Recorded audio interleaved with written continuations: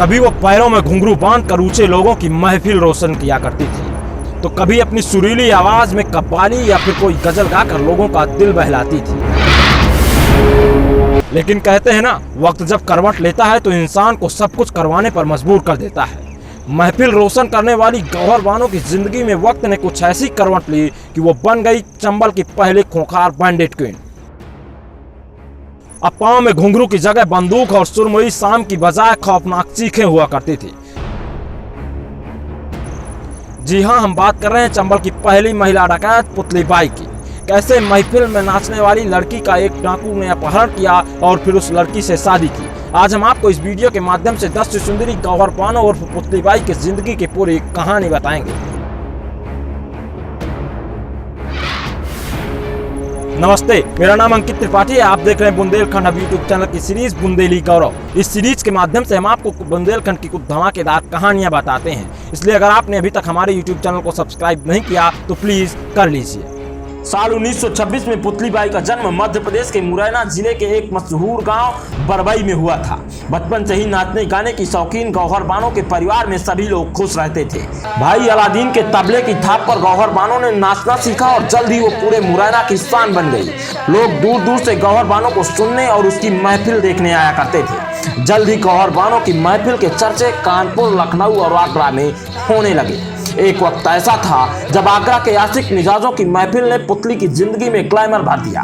पुतली बाई के कार्यक्रम में लोग पैसों की बारिश किया करते थे, लेकिन जल्द ही शोहरत पुतली बाई को चंबल के बीहड़ों में ले गई। उस वक्त धौलपुर से सटे बीहड़ों में सुल्ताना डाकू का आतंक हुआ करता था।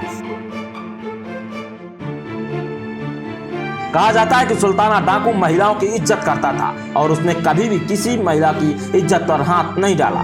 सुल्ताना को पुतली बाई से मोहब्बत हो गई। पुतली बाई की उम्र उस वक्त 25 साल रही होगी, जब एक शादी विवाह में नाच गाकर लोगों का दिल बहला रही थी। उसी वक्त सुल्ताना डाकू अपने गैंग के साथ वहां आ धमका। कहा जाता है सुल्ताना को देखकर पुतली बाई जरा भी नहीं घबराई थी। पुतली ने सुल्ताना से बेधड़क पूछा था कि तू कौन है। उधर से आवाज आई, तुम्हारा चाहने वाला। हालांकि पुतली बाई को उस वक्त शायद ही अंदाजा रहा होगा कि सुल्ताना से उनकी यह मुलाकात उन्हें बीहड़ की मल्लिका बनाने वाली है। सुल्ताना ने उसी वक्त पुतली बाई को अपने साथ चलने को कहा, लेकिन पुतली बाई ने साफ इनकार कर दिया।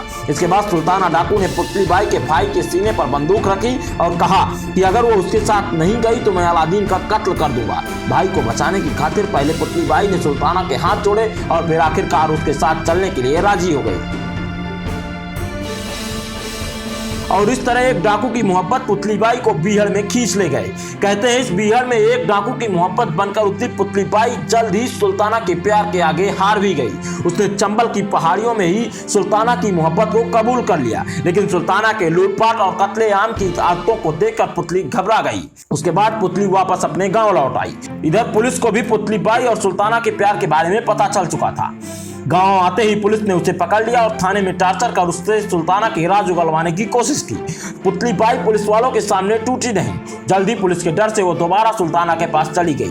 उस वक्त सुल्ताना ने अपनी गैंग बढ़ाने के लिए चंबल के एक और डाकू लाखन सिंह से हाथ मिला लिया।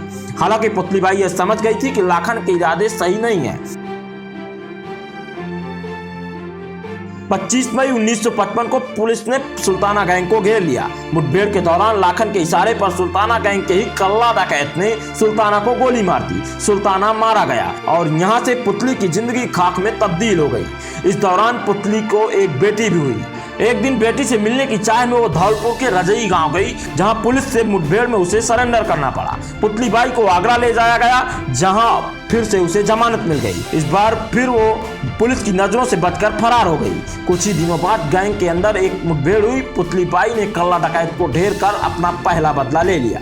पुतली बाई अब गैंग की लीडर बन गई। अब उसके हाथों में बंदूक थी। इसके बाद पुतली एक हाथ से सटीक निशाना लगाने वाली डाकू के नाम से मशहूर हो गई। 23 जनवरी 1958 के दिन पुलिस की एक टुकड़ी मुरैना के कोथर गांव में लाखन गैंग से मुठभेड़ करने की तैयारी में थी। थोड़ी देर बाद डकैतों के वहां पहुंचते ही मुठभेड़ शुरू हुआ। जल्दी पुलिस को यह पता चला कि यह गैंग लाखन का नहीं बल्कि पुतली बाई का है। इसी मुठभेड़ में 32 साल की पुतली बाई पुलिस के गोलियों से मारी गई। महज 32 साल की जिंदगी में पुतली ने ग्लैमर और बीहड़ की अंधेरी रातों को बिल्कुल करीब से देखा है।